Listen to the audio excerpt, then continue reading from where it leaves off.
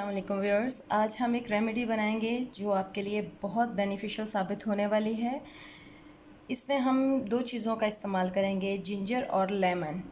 तो जो ये रेमेडी है फुल ऑफ एंटीऑक्सीडेंट है, मिनरल्स हैं, इसमें पोटाशियम है, जिसकी पोटाशियम की कमी से आपको ब्लड प्रेशर, हार्ट डिजीज़ होता है। तो अगर हम ये लेंगे तो cancer, heart disease, blood pressure, skin related तमाम इशू दूर होंगे। कॉन्स्टिपेशन, डायबिटीज़, वेट लॉस भी मिलेगा।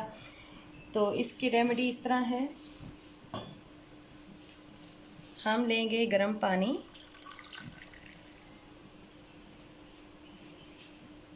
और इसमें हम डालेंगे 1 स्पून जिंजर पाउडर। और ये जिंजर इस तरह है कि इसको हम सूंड भी बोलते हैं, तो इसको हम सूंड भी बोलते हैं।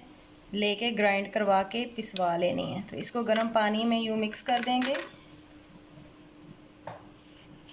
और इसमें हम डालेंगे लेमन। अगर तो छोटा लेमन है तो हम पूरा लेमन डाल लेंगे, और अगर बड़ा है तो हम फिर इसमें हाफ़ लेमन डालेंगे। जिंजर गर्म होता है और ये ठंडा होता है, तो मिलकर न्यूट्रल एक आपको मिल जाएगा।